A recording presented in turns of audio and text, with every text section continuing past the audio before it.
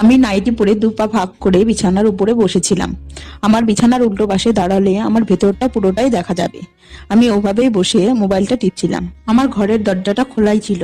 এ সময় আর কেই আসবে, সেজন্য আমি আর ঘরের দরজাটা বন্ধ করিনি। এভাবে শুয়ে থাকতে থাকতে কখন যে আমার চোখ লেগে গেছে আমি বুঝতেই পারিনি। চোখটা হালকা করে খুলতেই দেখি আমার খাটের সামনে আমার ছেলের বন্ধু আমার দু পায়ের ফাঁকের দিকে তাকিয়ে আছে। আমি প্যান্টি না পরায় আমার ভিতরের পুরোটাই দেখা যাচ্ছিল।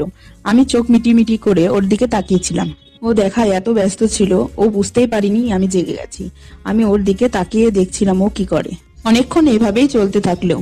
তারপর আমি ঘুম থেকে ওঠার ভান করলাম। উঠে দেখি ও থতমতো খেয়ে আমার সামনে দাঁড়িয়ে আছে। ওকে আমি বললাম, কিরে রাহুল, কখন এসেছিস?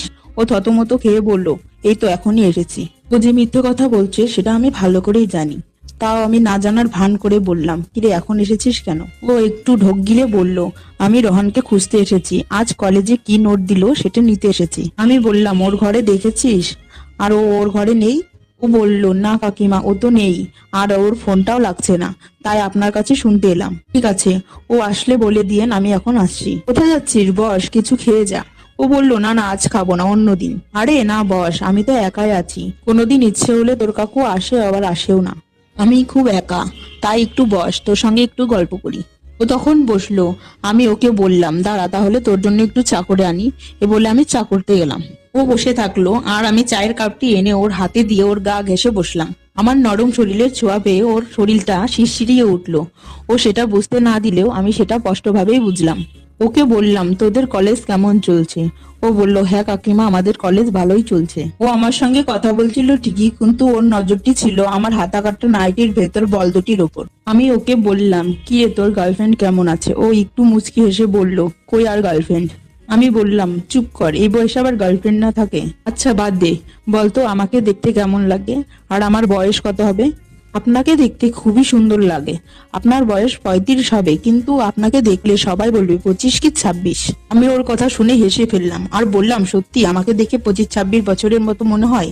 আমার তো অনেক সময় মনে হয় আমি বুড়ি হয়ে গেছি। ও বলল, না না কাকিমা। আমি বললাম, এই দেখলি তো, আমাকে বুড়ি হওয়ার প্রমাণ দিলি কাকিমা বলে। এখন থেকে তুই আমাকে বৌদি বলবি। এই গল্প করতে করতে আমার ফোনের রিং বেজে উঠলো। দেখলাম রোহান ফোন করেছে। আমি রাহুলকে বললাম, দে দেখ, তোর বন্ধু ফোন করেছে, দেখি ও কোথায় আছে। আমি কলটা রিসিভ করতে রোহান আমাকে বলল, মা আমার আসতে একটু দেরি হবে, আমি বন্ধুদের সঙ্গে ঘুরতে বেরিয়েছি। আমি বললাম, তাড়াতাড়ি চলে আসিস। ও বলল, ঠিক আছে, বলে ফোনটা কেটে দিল। আমি রাহুলকে বললাম, তোর বন্ধুর আসতে দেরি হবে রে। রাহুল বলল, ঠিক আছে কাকিমা, আজকে তাহলে আসি, পরে আসবো। আমি ওর দিকে বড় বড় করে তাকালাম আর ও আমার দিকে মুচকি হেসে বলল, সরি বৌদি। আমি বললাম, বস একটু, এই বলে আমি রান্নাঘরে চলে গেলাম। আমি ভাবছিলাম রাহুলটা কেমন জানো, এত সুযোগ দিচ্ছি তবুও কিছু বুঝতে পারছে না। এই ভাবতে ভাবতে আমি ফ্রিজ থেকে রসগোল্লা বের করে ওর জন্য প্লেটে করে নিয়ে গেলাম। আমি ওর হাতে দিয়ে বললাম, নে খা। আর আমি ওর পাশে বসে বললাম। ও বলল, বৌদি তুমি খাবে না? আমি বললাম, দে তাহলে একটি খাইয়ে দে। ও মিষ্টিটা তখন আমাকে খাওয়াতে যাচ্ছিল, তখন মিষ্টির রসটা আমার বুকের উপর পড়ে গেল।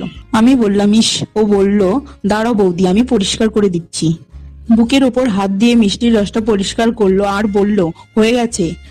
না রে, বুকের নিচের দিকেও রসটা চলে গেছে, একটু পরিষ্কার করে দে না রে প্লিজ। আমি নাইটি পরে থাকায় ওর হাতটা উপর দিয়ে সহজেই ঢুকে গেল। ও মিষ্টির রস পরিষ্কার করতে করতে কখন যে আমার বল দুটি টিপতে শুরু করলো আমি বুঝতেই পারিনি। আমি পাগল হয়ে গেছি। আমি বললাম, আমাকে খেয়ে ফেল, আমাকে পুরো শেষ